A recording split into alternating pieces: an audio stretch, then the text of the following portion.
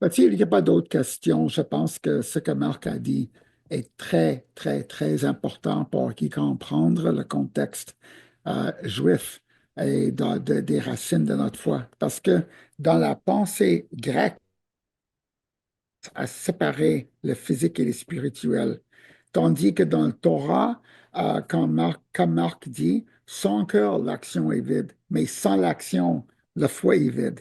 Ça prend tout. Donc, le mot pour âme en grec, c'est psyché, c'est qui est il ressemble le mot psych dans le mot en hébreu, c'est nefesh, ce qui comprend corps, mind, esprit et toute la totalité.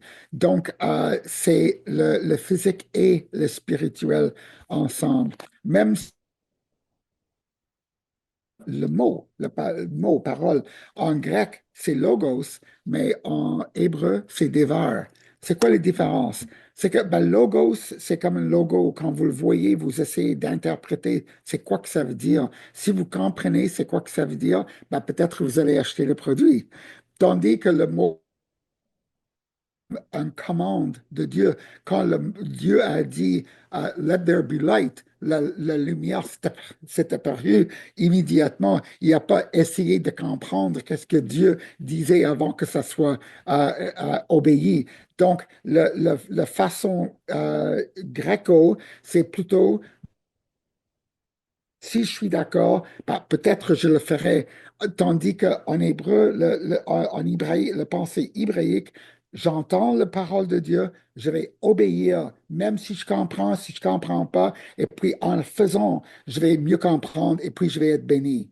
Et puis même il y a des commandes dans le Torah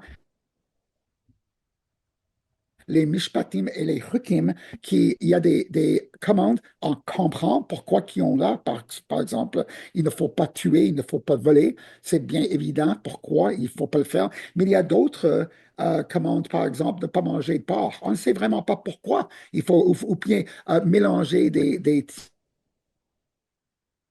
tissus ensemble. On ne sait pas pourquoi ils sont là. Les Juifs, ils vont obéir même Hmm. s'ils ne comprennent pas. Bien, je voulais juste, comme des fois on souligne en jaune une phrase là, quand on veut.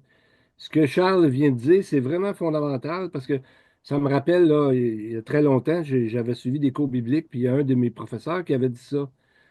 La pensée grecque, t'essaies de tout comprendre, de mettre Dieu dans une boîte. Puis nous, il faut comprendre que les Nord-Américains que nous sommes, à moins d'avoir été élevés du côté juif, et même encore, comme Charles disait, il était plus élevé même en anglais, mais on a cette mentalité-là. Si je comprends Dieu, là, je vais le suivre.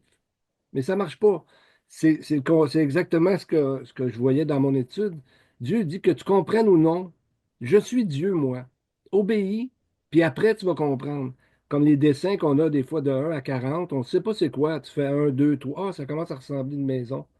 Mais faut y aller par la foi, faire un, 2, 3, 4. Mais c'est vraiment fondamental pour nous. On essaie tout de comprendre avant d'agir. Alors que Dieu dit, avance par la foi, puis tu vas voir, il y a des choses qui vont arriver. Mais c'est juste pour souligner ce que notre pensée doit vraiment changer fondamentalement, parce qu'on essaie de comprendre Dieu, des fois dans des versets problématiques, puis tout ça, puis il y a un verset comme quand Jésus dit, tu changes, tu divises toutes les petites herbes, là, tu es magnifique là-dedans, mais le chameau, tu l'avales. Des fois, on est comme ça, on essaie de trouver des passages compliqués, puis à côté, Dieu dit, obéis, ça va bien aller. Mhm. Excusez de prendre trop de temps. C'est Merci vraiment fort beaucoup. comme différence de pensée. Il faut toujours qu'on se fasse violence dans notre esprit, qu'on essaie de comprendre Dieu avant de le suivre. Puis ça, Dieu, c'est le contraire qu'il veut qu'on apprenne. Puis des fois, ça prend du temps ou des souffrances pour ça.